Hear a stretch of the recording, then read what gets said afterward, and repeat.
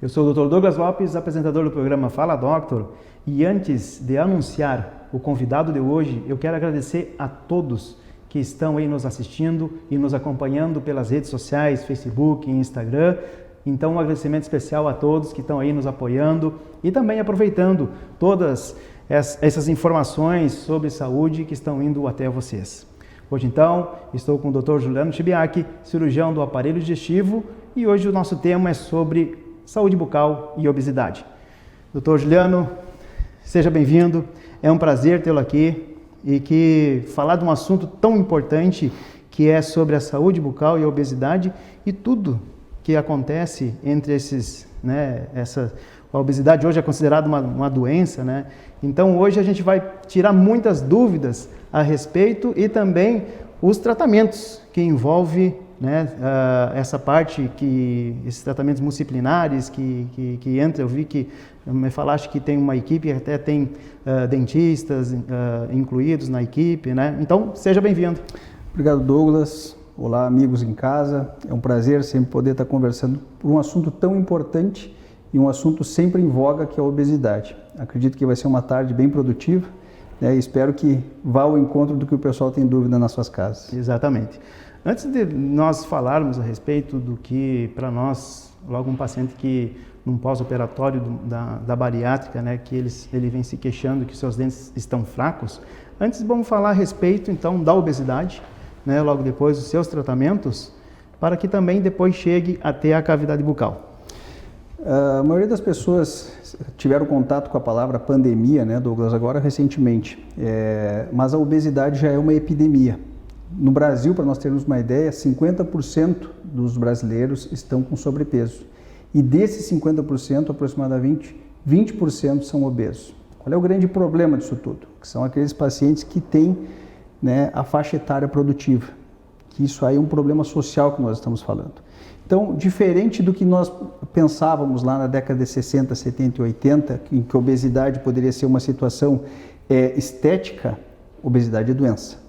E nós tratarmos ela, enfrentarmos ela como uma doença, é que os resultados podem acontecer de uma maneira mais satisfatória. Hoje a procura é muito grande? Sempre. E tem aumentado cada vez mais, né? A partir do momento em que as operadoras começam a chegar em alguns setores da sociedade, as pessoas começam a ter contato com esse tipo de mão de obra, e a procura, sim, ela é crescente e vai estar sempre aumentando. Hoje trata-se a obesidade, a cirurgia bariátrica, como uma cirurgia eletiva que teve o maior volume, né, de crescimento nos últimos anos no mundo. Então é uma situação social muito importante que a gente trata também. E essa pessoa, esse paciente também traz outros problemas, problemas relacionados ao seu emocional também, né? Totalmente. As histórias que nos chegam são as mais variadas. Dá para escrever um livro. Sim. De pessoas que não conseguem passar na roleta, pessoas que não conseguem comprar uma passagem de ônibus sozinha, pessoas que não conseguem atar os cadarços. Então são situações comportamentais que aquilo ali vai somando. Sim. Vai sendo um ponto muito negativo para as suas atividades.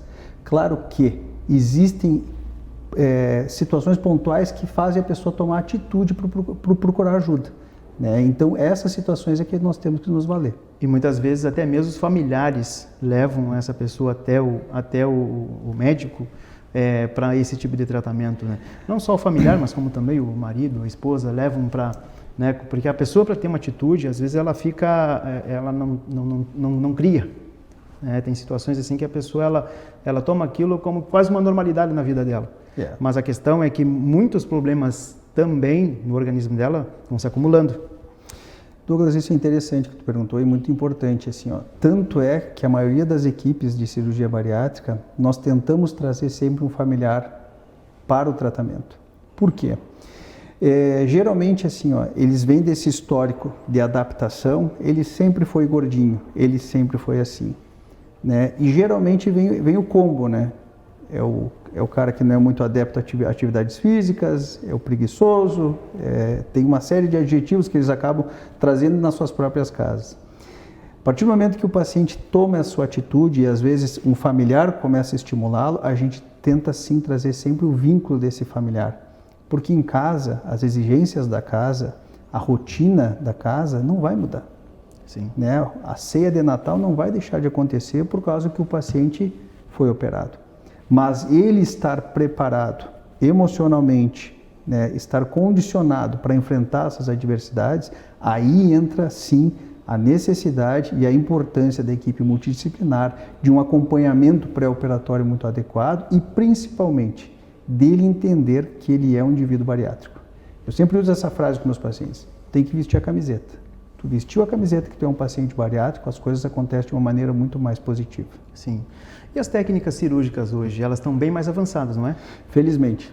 Talvez tenha sido um dos elementos cirúrgicos que mais teve variedade de adaptação do ponto de vista tecnológico, né? E as técnicas estão muito bem sedimentadas nesse sentido.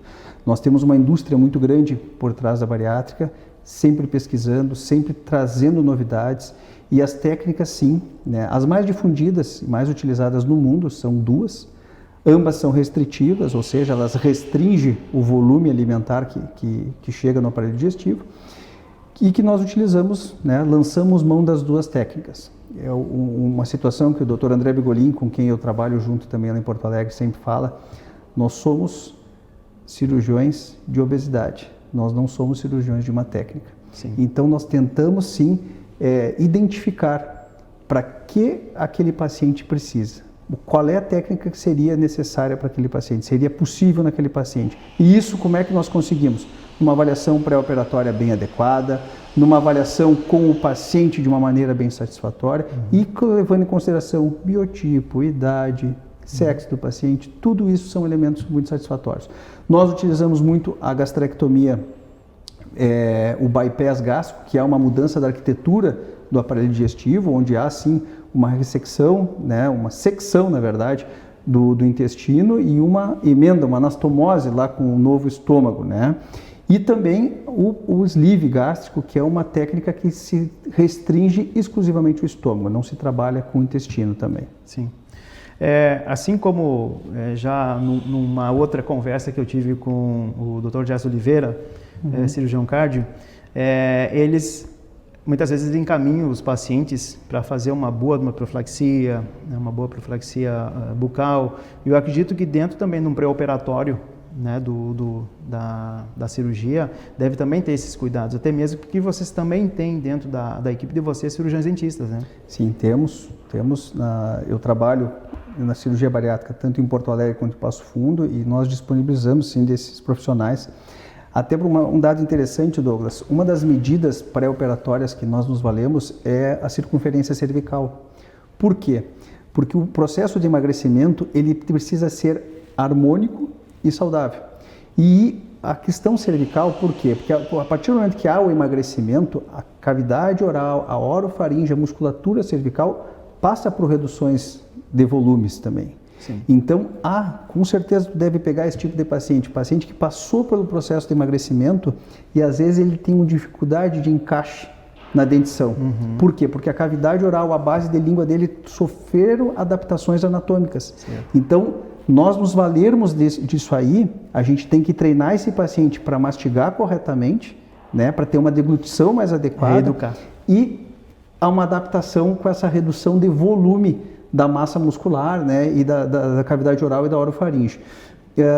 Essa questão da saúde bucal no paciente obeso, ela é fundamental, né, porque nós nunca fomos treinados para mastigar. Certo. A gente sai do aleitamento materno lá nos 6 meses de idade e começamos a ter uma adaptação de dieta e somos chamados a atenção lá na adolescência, final da infância, de que estamos mastigando errado, muito rápido, ou engolindo muito, um volume de comida maior. Então, assim, é uma questão de adaptação. Temos que suplementar esses pacientes, todos os pacientes são suplementados, né, com cálcio, né, vitamina D e polivitamínicos nos primeiros 6 meses, e nós seguimos um protocolo que seguimos suplementando eles também após os 6 meses com polivitamínicos, para reforçar a saúde. No caso do pós-operatório, a dieta, né, relacionada aos polivitamínicos, quando a gente recebe o paciente que ele passou por uma cirurgia bariátrica, tem muitas condições dentárias que estão bem mais, parece que realmente a parte mineral tem a sua falta. Então, claro, acredito também que tenha pacientes que eles não seguem à risca esse pós, ou seja, essa condição de todo dia tá usando os polivitamínicos, os sais minerais que precisa e tudo. Isso acontece também? Acontece, né? Ir para a cirurgia é uma situação que, como eu disse antes, o paciente tem que vestir a camiseta. É uma cirurgia para ele, é uma cirurgia para benefício dele. A obesidade é uma doença muito silenciosa, né? Geralmente as pessoas que têm comorbidades envolvidas à obesidade, pressão alta, diabetes, problemas articulares, são situações que se desenvolvem muito tardiamente. Sim. É difícil tu ver um indivíduo obeso jovem com todas essas comorbidades associadas, mas o indivíduo adulto, até jovem, tu consegue ver já. Entender que isso é necessário é um passo que a gente tem que envolver todo mundo na equipe antes, para que a cirurgia seja o ponto ideal para mudarmos essa página na vida desse paciente e que o pós-operatório seja uma consequência. No pós-operatório, no primeiro pós-operatório, nós entramos com uma dieta muito restrita, dieta líquida clara e água, 60 ml hora. Ou seja, o paciente tem 1 minuto para tomar 1 ml. É beijando o copo, adaptando, treinando aquele novo estômago. Porque depois, na progressão da dieta, tudo vai ser passo a passo, com pequenos volumes, né? E com uma densidade alimentar adaptada para o novo estômago dele. Claro que lá na frente ele vai poder voltar a ter uma ingesta alimentar de variedade semelhante ao que ele tinha antes. De volume, com certeza não mais, mas de variedade ao que ele tinha antes. Mas isso é treino, porque ele sempre vai estar operado. É uma nova vida. Uma nova vida. É uma nova vida. E que vai repercutir no dia a dia dele, em tudo que ele for fazer. Com certeza. Né? Bom, então, tem muito assunto pela frente, né? Mas nós temos um próximo bloco, e agora vem o intervalo, e logo nós continuaremos falando sobre saúde bucal e obesidade. Até breve.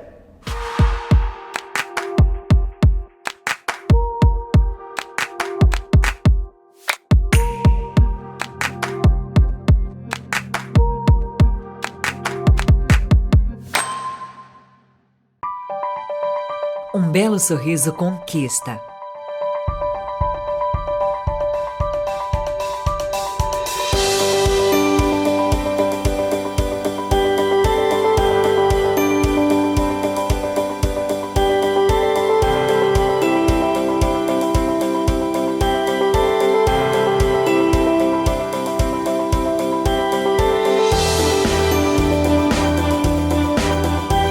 Você já conquistou o seu? Clínica Odonto Doctor, presente em todos os momentos da sua vida.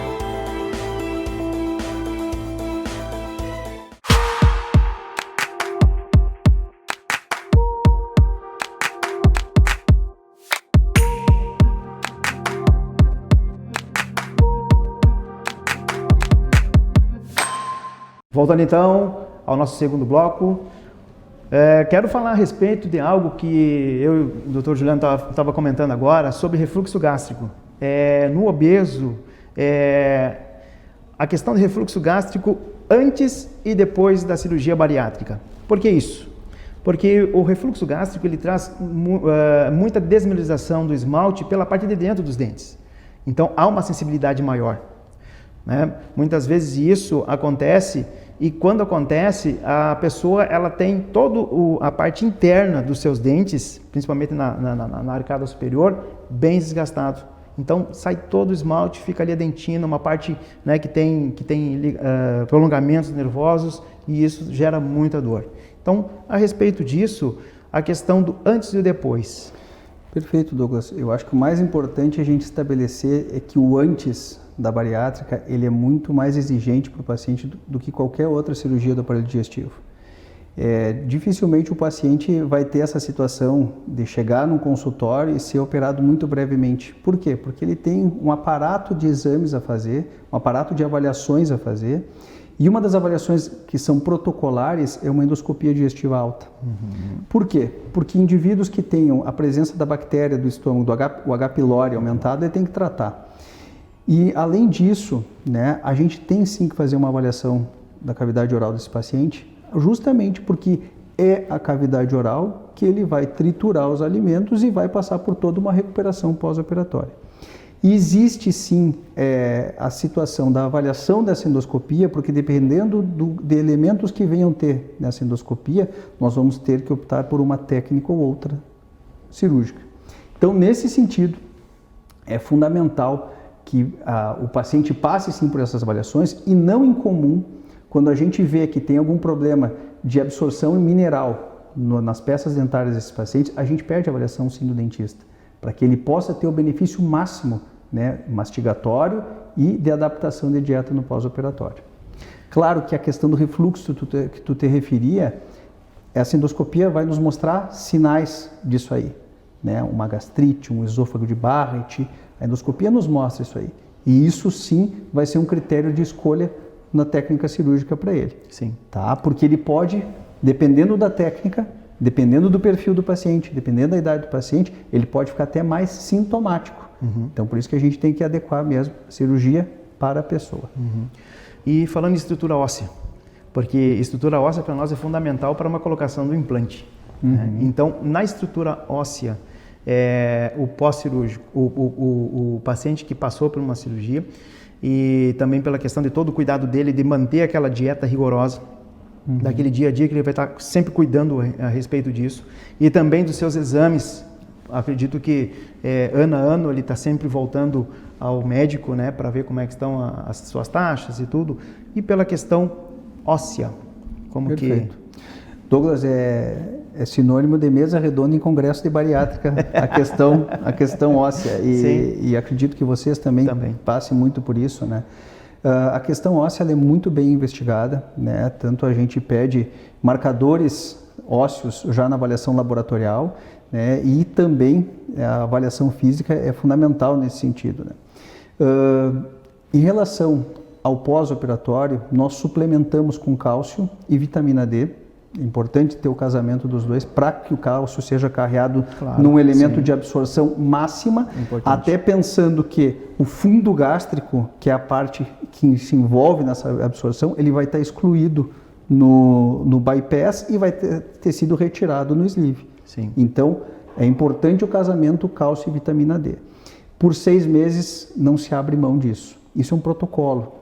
Não é uma receita de bolo da clínica que nós atuamos. É um protocolo que se segue. Sim. Né? E, claro, que a variação de dieta que o paciente é condicionado tem elementos que tenham cálcio. Precisa. Até mesmo porque muitos pacientes, eles já têm o implante em boca, né? Já está ali, já está colocado, já está em uso também, já está em função. Então, isso também tem sua importância. Em se tratando assim, não só na questão de dieta, o alimento, né? Porque ele tem lá tem seus complementos, mas a questão do alimento, a nutricionista orienta esse paciente também a ter uma alimentação sadia, no sentido assim de poder ele comer algo que tenha cálcio, que gere também todo esse retorno mineral para ele, né? Claro, com o complemento dos remédios. Esse tipo de situação, depois que passa, o médico ele vai ficar só apenas acompanhando, mas a parte nutricional e psicológica, ela se estende por muito tempo, né? Douglas, eu vou resumir assim como é o protocolo que nós seguimos. Nós seguimos muito o protocolo americano, tá? Que é o que tem o maior volume de cirurgias no mundo e conseguiu chancelar isso através do American College. Nós temos, obviamente, o acompanhamento pré-operatório, que são no mínimo 2 encontros com cada profissional, né? Equipe multidisciplinar, que aí na equipe multidisciplinar nós temos psicóloga, nutricionista, fisioterapeutas, odontólogos. No caso das mulheres, nós temos disponível algumas ginecologistas também, justamente para ver essa questão hormonal que possa ter variação no pós-operatório. Nós temos educador físico. Então, assim, tem que ter essa rede disponível para cuidar da saúde desses pacientes. Sim. Em que momento eles vão entrar, tudo isso vai depender do tratamento. A grande totalidade vai ter um envolvimento pós-operatório, mas a maioria dos médicos, por exemplo, endocrinologistas, cardiologistas, passam no pré-operatório. Nós acompanhamos no pós-operatório aos 30, 60 e 90 dias pós-operatórios, depois aos 150, se for necessário aos 270 e a sexta consulta ou quinta consulta com 365 dias. Isso no primeiro ano pós-operatório.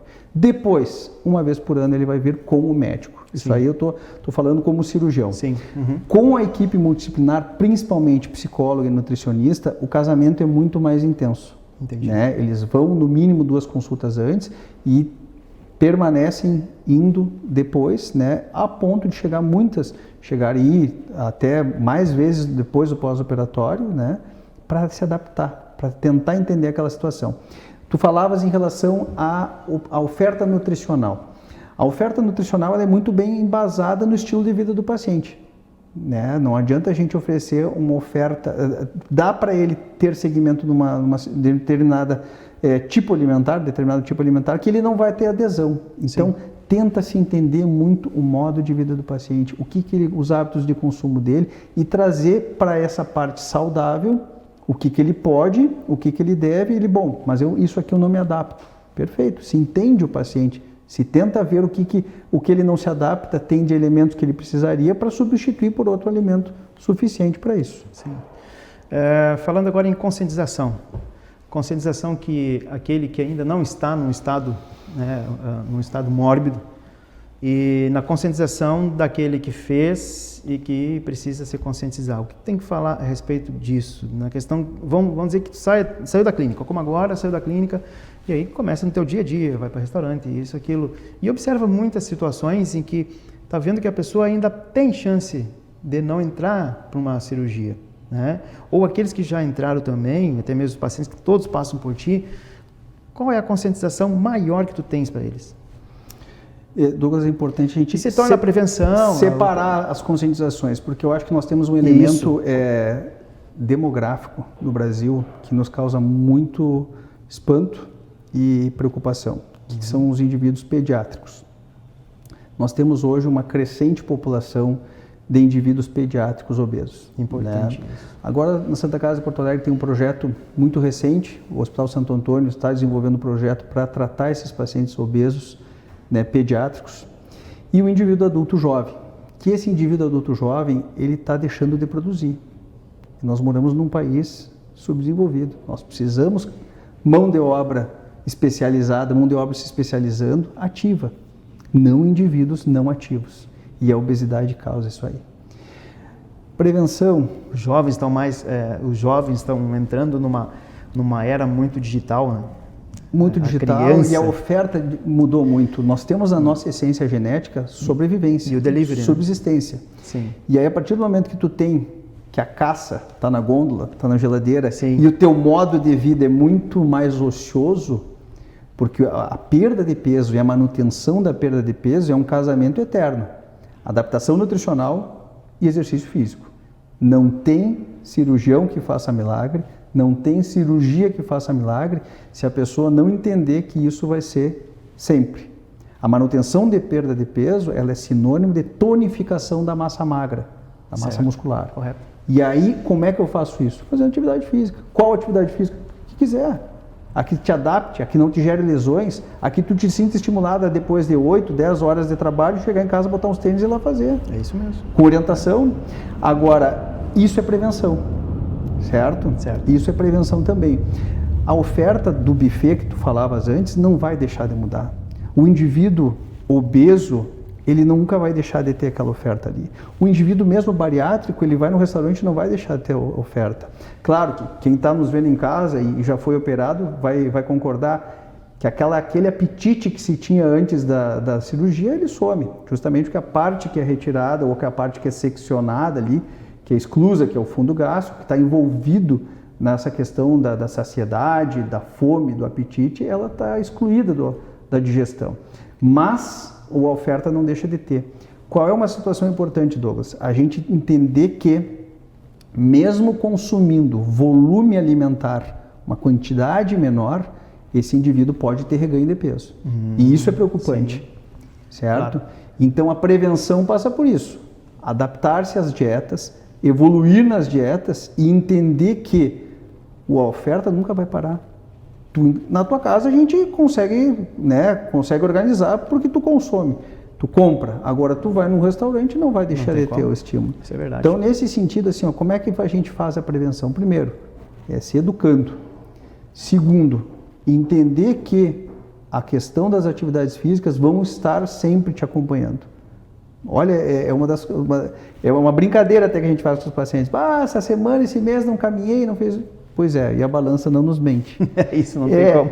Eu, sinceramente, eu não sou muito adepto de que a balança seja o fiel escudeiro. Né? A balança é só um elemento. Sim. Essas situações que nós tratávamos antes, uma circunferência cervical, uma circunferência abdominal, quadril, textura da pele, a questão das unhas, os dentes, são elementos muito mais confiáveis em relação ao processo de emagrecimento com saúde. Temos elementos que nós nos valemos muito para ver como é que está a questão da distribuição dessa perda de peso. Existe um exame que a gente faz na clínica que se chama bioimpedância. Nas clínicas de nutrição tem muito isso, né, fisioterapia, que é uma balança segura ali e ele nos dá com uma certa fidedignidade, né, Sim. a questão da distribuição da gordura, ossos, músculos, né, e líquidos. Sim. Mas, de certa forma, assim, isso é um elemento. Se o paciente não entende que ele vai ter que ser regrado, a vida já foi muito cruel com ele para chegar num quadro de obesidade. Sem dúvida. Então, ele não precisa se passar a perna, né? Sim. Ele pode seguir dali para frente de uma maneira mais saudável. Juliano, sabe que esse tema, logo que eu iniciei o Fala Doctor, foi um dos primeiros que passou pela minha cabeça em trazer. E hoje estou aqui junto contigo falando a respeito disso, que eu acho muito importante, até mesmo porque tudo que tu falaste tem uma informação muito precisa. E com isso eu quero agradecer mais uma vez a tua vinda ao programa Fala Doctor e dizer que esse programa ele tem o intuito de levar a saúde, bem-estar e qualidade de vida para todos vocês. E que esse programa ele traz grandes nomes que têm um conhecimento, têm uma história pregressa de muitas casuísticas, de muitos estudos, e que isso favorece a nós, né, de poder estar contribuindo com todos através do nosso conhecimento. Juliano, eu gostaria até do terceiro, quarto bloco, mas isso vai ter num outro momento, nós vamos estar falando mais a respeito, e quero te agradecer imensamente pela tua vinda aqui, de estar presente e colocando tudo que tu colocaste para quem está assistindo. Obrigado, Douglas. Falar do que a gente gosta é sempre de uma maneira, né, oportuna, assim a gente consegue deixar claro para as pessoas. Acredito que esse é o grande desafio, né? Sabe que a gente tem situações que nós nos valemos na cirurgia, um pouco antes da cirurgia, que entendemos que é um respeito que nós temos com o paciente, que faz parte daquele conjunto de situações respeitosas que nós temos com o paciente. Parabéns pelo teu programa, parabéns, né, por essa situação que vocês estão trazendo informação com muita qualidade. Acompanhei os outros episódios também e eu espero, né, que em breve a gente possa estar falando novamente sobre, né, cirurgia bariátrica, cirurgia do aparelho digestivo, que são elementos do dia a dia das pessoas. Sem dúvida. E a informação é um bem comum hoje e ela tem que ser precisa. E que para nós dentistas é muito importante porque nós temos essas situações, né, essas situações de pacientes em nossa cadeira e estamos todos sempre tratando eles junto, né? Então isso é muito importante. Muito obrigado. Obrigado a você que está nos assistindo e em breve teremos outro tema que vocês irão gostar também. Aquele abraço.